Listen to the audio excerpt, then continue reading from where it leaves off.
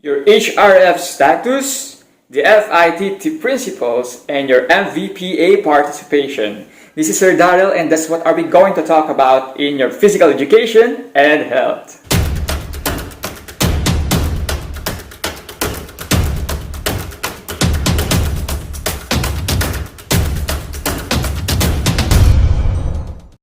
Alright, so great day Columbanites. So first of all, I want to welcome you at the Columban College Incorporated, Santa Cruz, Zambales. So again, my name is Sir Daryl Clen Rafael Valentino, and I will be your physical education and health teacher. And I hope that we are going to have a lot of learnings during this academic year, even though we are experiencing a lot of struggles during this pandemic. So let's sit back, relax, and learn at the comfort of our own home.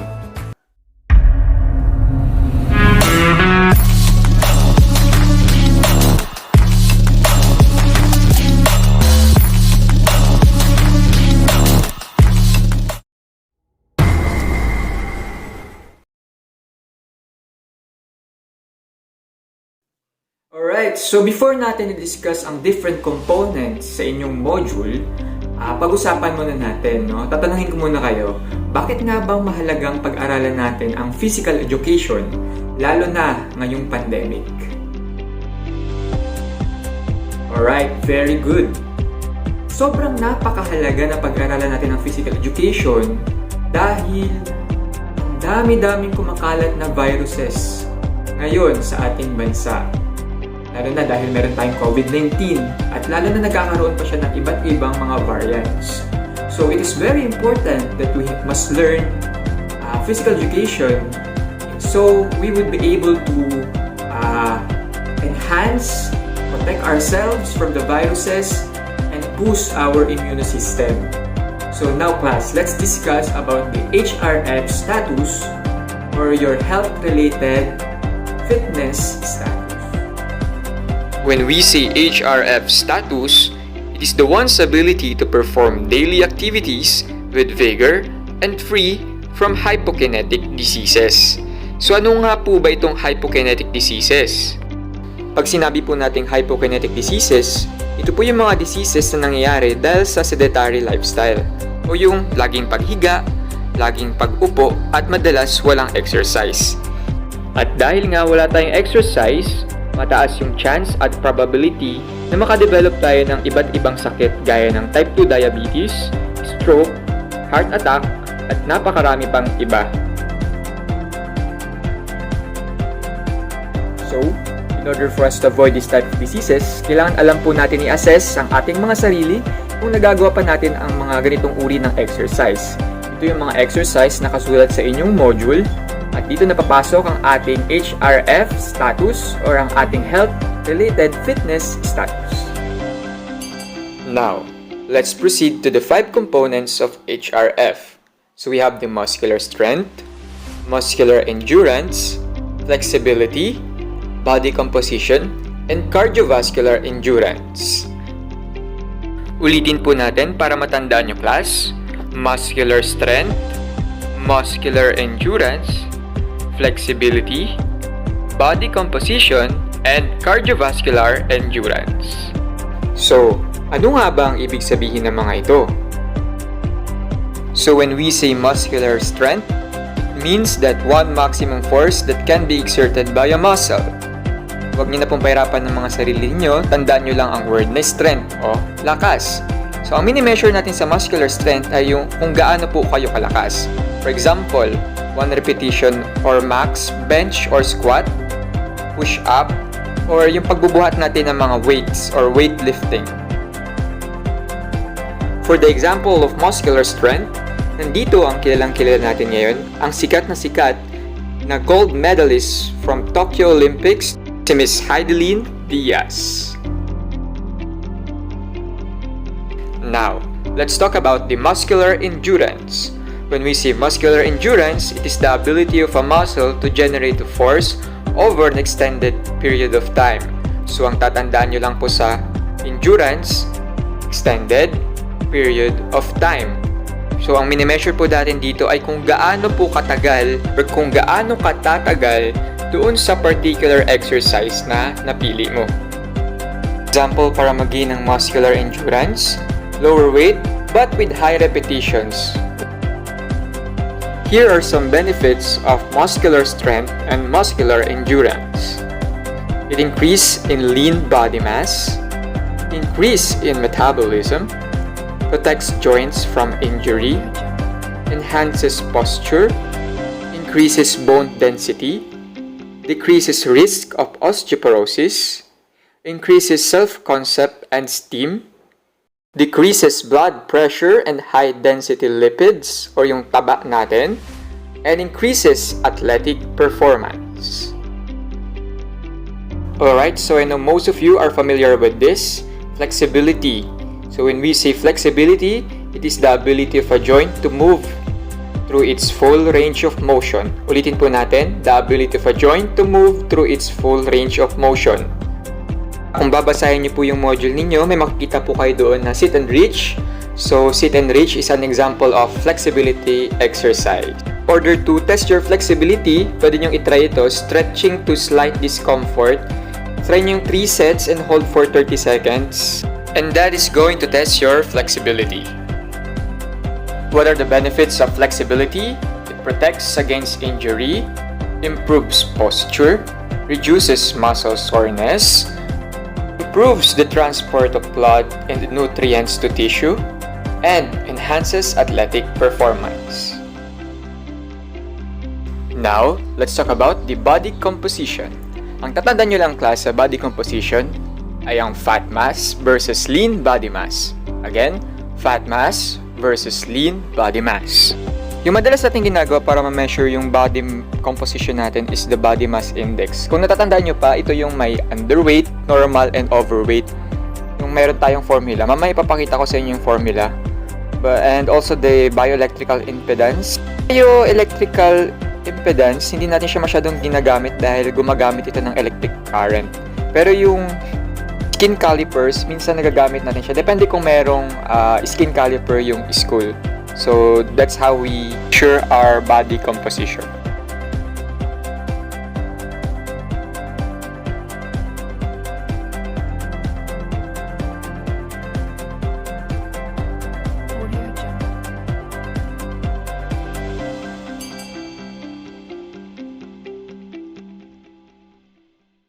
Now, let's talk about the cardiovascular endurance.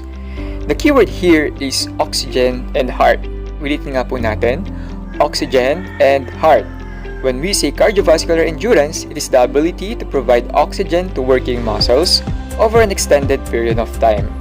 It questions how strong is your heart. Dito papasok yung mga cardiovascular exercise natin. For example, itong pacer test, 1 mile run.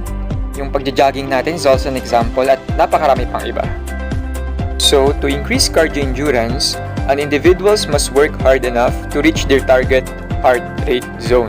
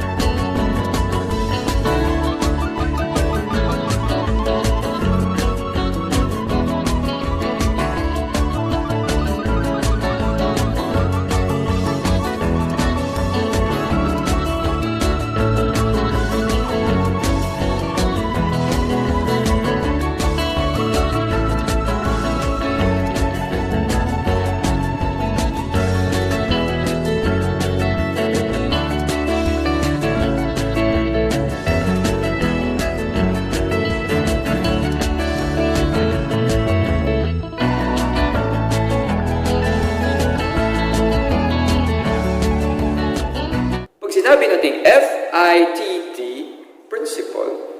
Ano nga ba yun? Ito siya. F stands for frequency. Frequency means gaano kadalas ang minsan. Hindi, joke lang. Frequency means gaano ka kadalas mag-workout.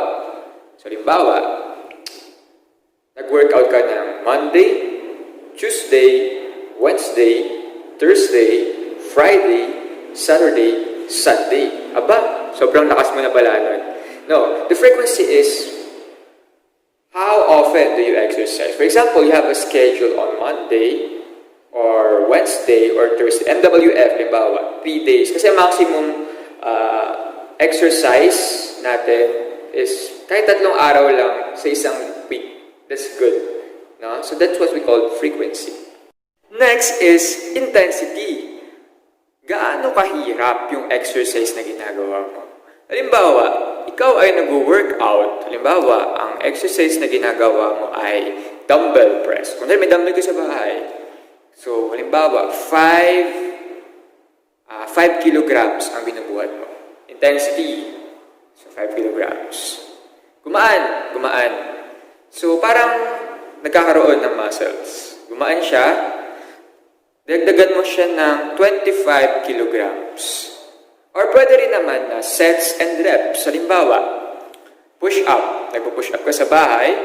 Meron kang 4 sets, tapos 15 reps per set. Pare, 4 sets, 15 reps. 15 reps, pahinga, 15 reps, 15 reps, 15 reps, hanggang 4 sets. So, ganun yung intensity ng workout mo. Hanggang, kung gumagaan siya, dagdagan mo siya ng 20 reps na. 4 sets ulit, 20. So, that's what we call intensity in the exercise. The next is time. Time or what we call duration. Gaano katagal ka nag-exercise? Halimbawa, ang oras na exercise mo ay 5 a.m. to 6 a.m. So that's your time, 1 hour. Or 5 to 7 a.m., 2 hours. So that is what we call the time or duration on the FITT principles. And finally, the type. Hindi yun yung crush mo. Type is what is the type of exercise that you are going to use. Halimbawa, Monday, ang target mo ay para lumaki yung biceps mo. At ang gagawin mo ay dumbbell press. Ngayon, ang target mo ay lumaki yung chest mo. So, gusto mo mag-push up. Or gusto mo na magkaroon ng abs para magkaroon ka ng 8, 6 na pandesal. Gagawin mo ay curl-ups or mountain climbers. So, that's the type of exercise. And also, tina-target mo yung part ng body mo na gusto mong mag-improve. No? So, that is the FITT principles. So, sir, bakit ko po kailangan malaman yung FITT principles? Simple. Because every one of us is individually different. Or we have our individual differences. Hindi tayo para-para sa body type. You have to know yourself in order for you to know what to improve in yourself. For example, ikaw ay mapayat, gusto mong lumaki yung katawan mo, ay syempre, aalamin mo na dapat kumain ako. Or ikaw ay mataba, kailangan ko mag-cardio. Or ikaw ay skinny fat. When I say skinny fat, dati kang mapayat na tumaba. Ang kulang sa'yo ay muscles. Kailangan mag-build ng muscles. So, this the time you have to know your FITT principles or your frequency, intensity, type, and type of exercise. So, sana nakuha nyo. When some people exercise, they may just jump right into the activity and not give a second thought about a warm-up or a cool-down. However, there are numerous benefits to performing a warm-up before exercise and a cool-down after. A warm-up is used to increase blood flow to the muscles going to be trained and decrease muscular stiffness. It is important to target the muscles that will be utilized the most. For instance, it wouldn't make sense to warm up with lunges and have blood rush to your legs when you are warming up for a bench press. The idea is to have increased blood flow to the working muscles, which will result in increased oxygen and nutrient delivery to those muscles and decrease the risk of injury. During a proper warm-up, the muscles are actually warmed up, as in the temperature in those muscles increases. This is beneficial because warm muscles will be able to contract with more force and relax quickly. This results in enhanced speed and strength. A warm-up also improves the muscle's elasticity, which decreases the risk of pulling said muscle. Risk of injury is decreased because a warm-up prepares a muscle for strenuous activity and helps prevent overstretching. A proper warm-up will cause the blood vessels to dilate and reduce the resistance of blood flow, lowering stress and strain on the heart to pump blood. A warm-up will also prevent overheating by promoting the dissipation of body heat through sweating, and it also increases the range of motion for joints, which will help decrease the risk of injury.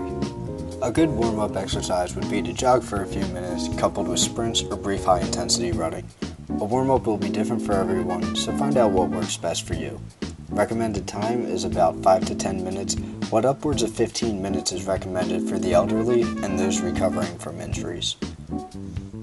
A cool down is just the opposite of a warm-up, but it's just as important. The primary goal of a cool down is to return the body to baseline values before exercise.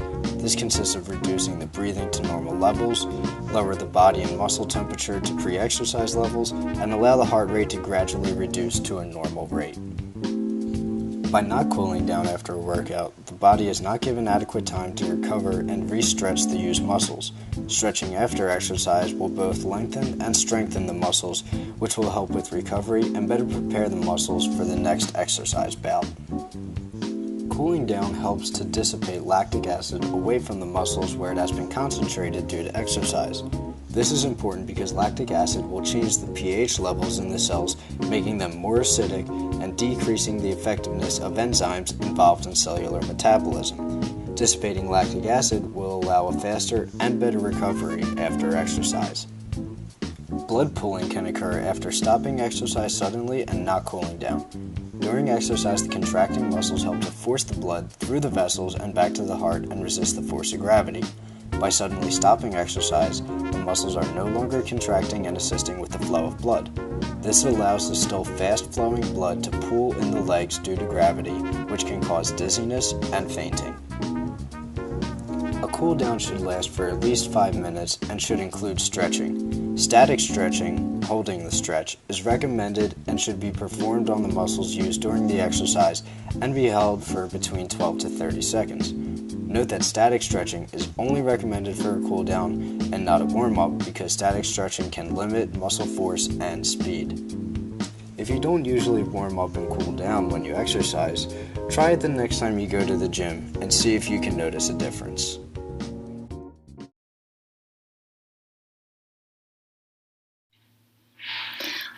All right, boys and girls, we're going to talk this week a little bit about different types of exercises. And obviously, when we exercise, we can work really, really hard, or we can kind of take it easy with some of the activities that we choose.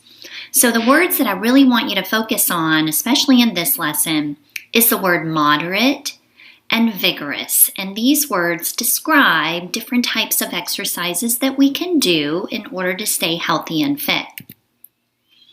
So let's talk about moderate exercises first. What is it? Well, moderate exercises would be physical activity that requires you to move your body, but you're going to maintain a low to moderate heart rate. So these are going to be activities that you choose that isn't necessarily going to make you breathe very hard. You're not going to feel like your heart beating really fast in your chest. You're going to maintain just a low heartbeat or a moderate heartbeat. Okay, let's take a look at some examples of moderate exercises that you can do. So if you're helping your parents around the house, sweeping the floor. That's a moderate exercise. And again, that's going to generate just a low to moderate heart rate. Walking briskly, maybe in your neighborhood. Slow dancing. Helping your mom vacuum the house. Washing windows. Shooting a basketball. Yoga. These are all things that will keep your heart rate at a low to moderate pace. Okay, so that's moderate exercises. But let's talk about vigorous exercises. So let's talk about what it is. Vigorous exercises will be physical activities that you participate in that actually elevates your heart rate. Now, when I say elevate, that means like an elevator goes up. So when you participate in vigorous activities, your heart rate is going to increase. And it requires the highest amount of oxygen to perform it. So think about activities that require you to really breathe hard. I know for me, when I go for a run, like in about mile 2, I'm breathing pretty heavily. So I would consider that activity, running or jogging, a vigorous exercise. Let's take a look at some other examples of vigorous exercises. Race walking, so a very, very fast, brisk walk, jogging or running, swimming laps in a pool, playing tennis, and this is going to be singles, so it's going to be one opponent against the other, so that's going to require you to move your body quite a bit, trying to hit that ball over the net. Aerobic dancing, so moving your body, very fast, getting that heart rate up. Bicycling at least 10 miles an hour or faster. Jumping rope. And heavy gardening. So if you're out helping your parents, work in the yard and you're having to dig like a big trench or a hole, that's going to require you to really work your body pretty hard, and it's going to elevate that heart rate. So another one would be hiking uphill, like going up a really steep area and having a heavy backpack on. Okay, so you're working your body pretty hard. So if we look at this picture over here, this shows the top part, a person that has participated in a vigorous activity. And you're going to notice that the heart rate is really, really high. It's pumping very quickly. The one in the middle is going to show most likely a moderate exercise. Again, things like helping your mom vacuum, maybe shooting some hoops. Okay, so you're not really working your heart or lungs that hard, but you're still maintaining a good heart rate. The very one at the bottom, the last one, would probably be your resting heart rate. So when you're on the couch, you're working on some math, or you're watching a TV show, that would be your resting heart rate. Okay, so how much should you do each week? Let's talk about moderate activities first. It is recommended that you get at least 150 minutes a week of moderate activity. So again, these are things like a brisk walk, swimming, mowing the lawn. So if we break that down into a week, so a week is 7 days, that's only 20 minutes a day of moderate activity, not a lot. But let's talk about the vigorous activity at the bottom. It's recommended that you get at least 75 minutes of vigorous activity every week. And these are going to be things such as running or aerobic dancing. So again, if we break that down into a week, 7 days, that's only 10 to 11 minutes each day. So my challenge to you is to meet those goals. Work hard each week to get at least 20 minutes a day of moderate activity, and work to get at least 10 to 11 minutes each day of vigorous activity. I know you can do it, ninjas. Have a great day. Alright, so that ends our lesson for today. So I hope that you have learned a lot about your HRF status, the FITT principles, and your MVPA participation. Again, this is Sir Daryl giving you a quote that prevention is the best cure. So keep answering your modules, everyone. Kayang-kaya niyan. God bless.